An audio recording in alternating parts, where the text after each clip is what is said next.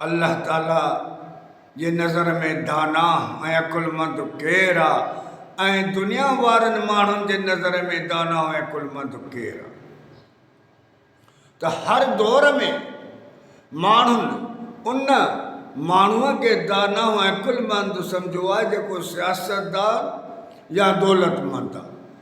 हर दौर में अहिड़ी तरह सां अल्लाह जे रसूल सल्लल्लाहु अलैहि वसल्लम जे दौर में अबू जहल हुयो, जंहिंखे अबुल हकम जो लक़ब हुयो, यानी दानहनि जो पीउ।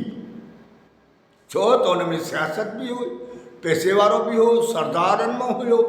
पोइ माण्हू हुनखे दाना सम्झंदा हुया। सभु माण्हू उन वटि वेंदा हुआ, फ़ैसिला कराईंदा हुआ, उन्हनि खां सलाह मशवरो वठंदा हुया। बैतुल्लाह जी बि देखभाल उन जे हवाले हूंदी हुई। को बि कमु हूंदो त उन वटि वेंदा, इन जे करे उन्हनि वटि उहो वॾो दाना अबुल हकम हुयो। ऐं अल्लाह उन जे रसूल सल्लल्लाहु अलैहि वसल्लम जे नज़र में हो अबू जहल हुयो, यानी जाहिलनि जो पीउ।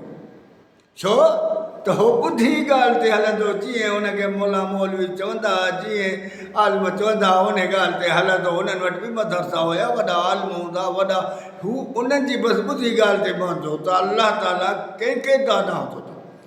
अल्लाह ताला चए थो अल्लज़ीन यस्तमिऊनल क़ौल, उहे माण्हू जेके हर हिक जी ॻाल्हि तवजह सां ॿुधंदा, फयत्तबिऊन अहसनहु, मगर ताबेदारी कंहिंजी कंदा आहिनि जेकी बहितरीन ॻाल्हि, उहा ॻाल्हि जेकी अल्लाह जे रसूल सल्लल्लाहु अलैहि वसल्लम जे तरफ़ खां ऑथेंटिक हुजे। छो त सभु जूं ॿुधंदा न त हुनखे ख़बर पइजी वेंदी।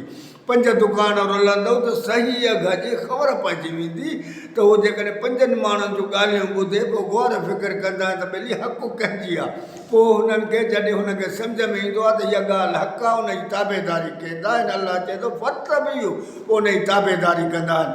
उलाइका अल्लज़ीना हदाहुमुल्लाह, इहे ई माण्हू जिन खे अल्लाह ताला हिदायत ॾिनी। उलाइका हुम उलुल अलबाब, ऐं इहे ई माण्हू दाना आहिनि। हाणे अल्लाह उन जे रसूल सल्लल्लाहु अलैहि वसल्लम नज़र में दाना केरु?